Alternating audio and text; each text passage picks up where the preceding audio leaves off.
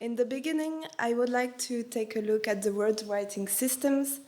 The earliest form of writing, the proto-cuneiform, dates back to around 33rd century BC. This was followed by the invention of, as far as we know, 289 writing systems in the world. Presently, we know of 128 ancient writing systems. The field of historical and comparative linguistics felt that more could be done in order to integrate the needs of the scholarly community.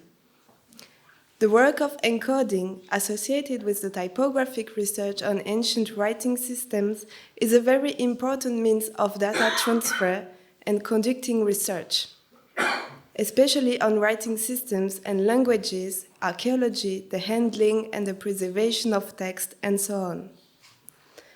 Having that in mind, I began to work on typographic representation of a script that was newly encoded in Unicode, the Elymaic. The preliminary proposal to encode the Elymaic script in Unicode was made by Anshuman Pandey in 2017, and its integration only took 2 years. The difficulty of encoding an ancient writing system, whether deciphered or not, is primarily to identify the letters, the name of the letters, the contextual alternates, and sometimes the ligatures or conjunct. The Elymaic is an abjad, meaning a consonantal alphabet of 22 letters, written from right to left. There is also one ligature. Indigenous names for Elymaic letters are not attested. Therefore, for purposes of standardization, it was practical to follow the Unicode naming convention used for the Imperial Aramaic block. These names differ slightly from traditional scholarly names for Aramaic letters, but as the convention has been adopted for the Unicode encodings for Persian and Pahlavi, it is also followed for the Elymaic. This writing system was used in the ancient state of Elymais, located in the southwest region of modern Iran, at the head of the Persian Gulf, from the 3rd century BC to early 5th century. It descends directly from the Imperial Aramaic, itself descendant of Phoenician.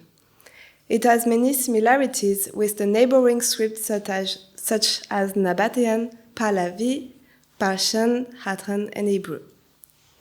It has been suggested that the Elymaic is given birth to the Mandaic, but the opinions are divided on this subject. The traces that remain to us are mainly epigraphies, monetary inscriptions, and graffiti on stone.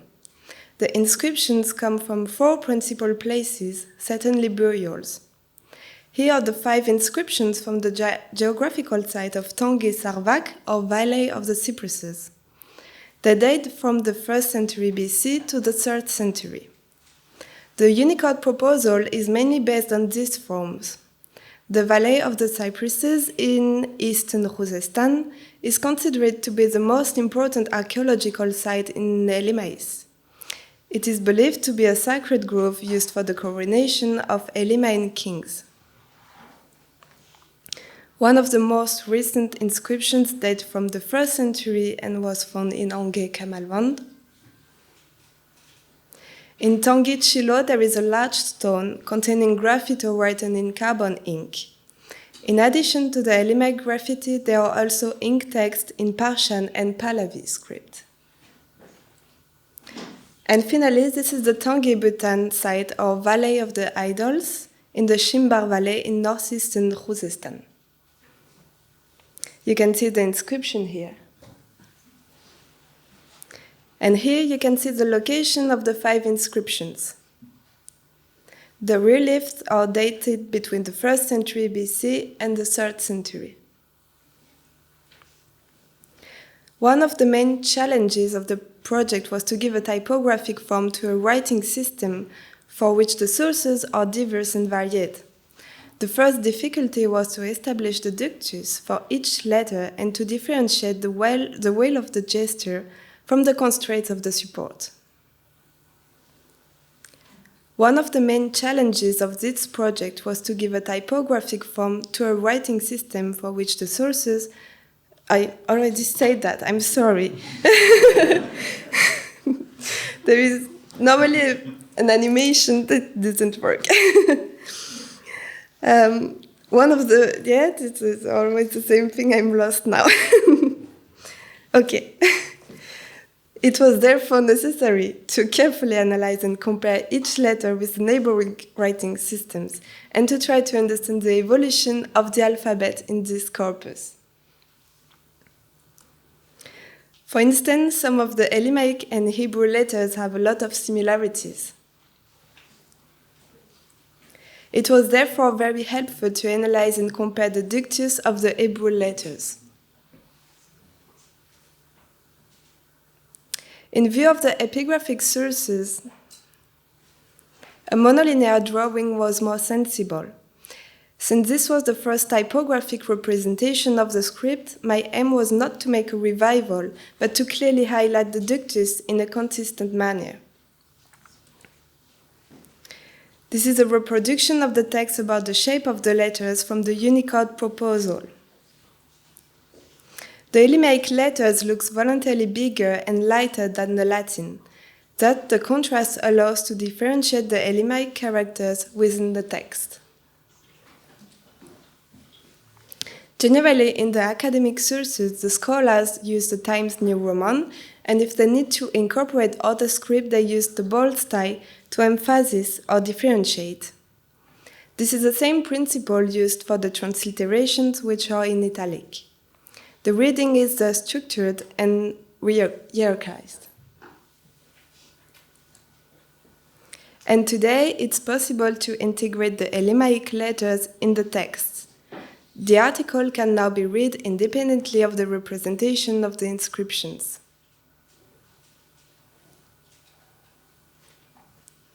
I designed the typeface also in order to make it work in larger sizes, to make readable facsimiles. So this is the basic set. And here are the glyph set, including all the alternates which was indicated in the Unicode proposal by Anshuman Pandey. I noticed that the contextual alternates were specific to the geographic places of the inscription.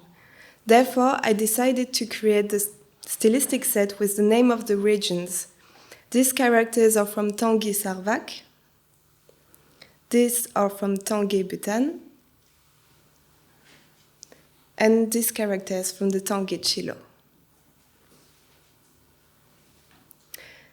So I hope to have demonstrated the importance of encoding the minority and ancient writing systems in such project.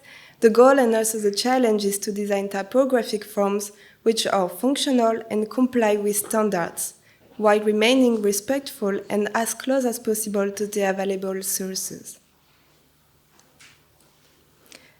Working on such projects and underline the importance of going through the process of digitization, both from the perspective of preservation and to respond to the need on the part of users' community.